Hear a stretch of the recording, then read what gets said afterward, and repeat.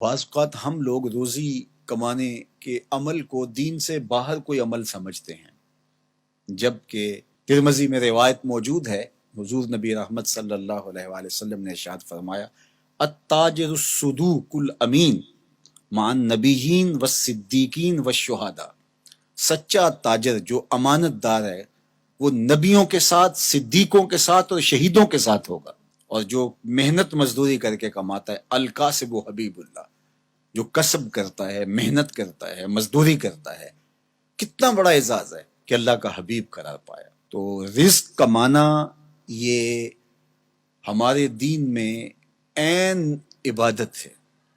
اللہ کے محبوب علیہ السلام نے ایک موقع پہ ارشاد فرمایا ما ودع فی امرہ فہی صدقہ، جو کمائی کر کے لا کے تو بیوی کے منہ میں رکھتا ہے، لقمہ ڈالتا ہے، فرمایا وہ بھی صدقہ ہے، اس کا بھی تجھے صدقے کا ثواب نصیب ہوتا ہے۔ سورہ الجمعہ اٹھائیے، وہاں جب جمعۃ المبارک پڑھنے کی تاکید کی گئی اور کہا کاروبار چھوڑ دو، اور پھر فرمایا جب تم جمعۃ المبارک کی نماز ادا کر لو پھر اللہ کے فضل کو ڈھونڈنے نکلو۔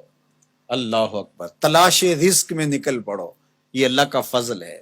وَأَقِیمُوا الصَّلَاةَ، نماز قائم کرو، وَآتُوا الزَّکَاةَ، اور زکوٰۃ ادا کرو، وَأَقْرِضُوا اللَّهَ قَرْضًا حَسَنًا، اور اللہ کو قرض حسنہ دو۔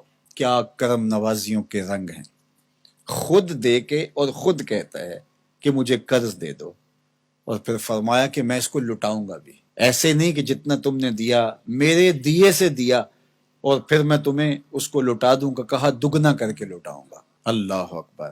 تو یہ اللہ تعالیٰ جل شانہ بندوں کا امتحان لیتا ہے، مال دے کر کے بھی امتحان لیتا ہے اور مال سے محروم کر کے بھی اللہ بندوں کا امتحان لیتا ہے۔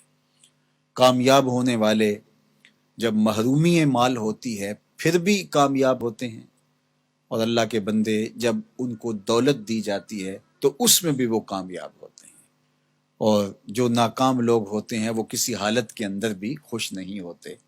تو اللہ کے بندے مال نہیں ہے تو پھر بھی کہتے ہیں مالک میں واہ واہ خوش ہوں جس حال میں رکھا، غربت ہے تو پھر بھی خیر ہی خیر ہے، اور اگر اللہ نے دولت عطا کر دی ہے، آزمائش میں ڈال دی ہے، تو پھر اس کو راہ خدا میں خرچ کر کے، اللہ کی راہ میں لٹا کر کے اسی کو قرضے میں دے دو۔ جب اسی کو قرضے میں دے دیا تو وہ دولت بھی محفوظ ہو گئی اور واپس پلٹتے ہوئے وہ کئی گنا ہو چکی ہوگی۔ اگر بندہ اس نقطے کو سمجھ لے تو کبھی بھی وہ راہ خدا میں دیتے ہوئے پریشان نہیں ہوگا کہ یہ تو میں اللہ کو دے رہا ہوں، قرضے میں دے رہا ہوں، اور اس کا وعدہ ہے کہ میں لٹاؤں گا ضرور، اور اللہ کے وعدے سچے ہوتے ہیں۔ اللہ اکبر۔ تو جن لوگوں نے اس اللہ کے وعدے پر یقین کیا اور پھر اس کی راہ میں بانٹا، وہ کبھی بھی مسکین نہیں ہوئے، کبھی بھی غریب نہیں ہوئے۔ وَمَا تُقَدِّمُوا لِأَنفُسِكُم مِّن خَيْرٍ تَجِدُوهُ عِندَ اللَّهِ، جو تم بلائی آگے بھیجو گے، جو نیکی آگے بھیجو گے، اللہ کے ہاں اس کو پالو گے۔ کوئی بھی نیکی، صدقہ ہے، خیرات ہے، زکوٰۃ ہے، سجدہ ہے، قیام ہے، دکھی کی مدد ہے، حتیٰ کہ کسی کو مسکرا کے ملنا بھی ہے، جو تم نیکی آگے بیچے تجدوہ عند اللہ، اللہ کے ہاں اسے پالو گے۔ اللہ اکبر۔ حدیث پاک میں آتا ہے کہ جب کوئی بندہ اللہ کی راہ میں خرچ کرتا ہے تو اللہ اس کو یوں پالتا ہے جس طرح تم مینڈا پالتے ہو اور اس کو پال پال کے بڑا جوان کرتے ہو، تو جب تم راہ خدا میں دیتے ہو تو اللہ اس کو یوں پالتا ہے۔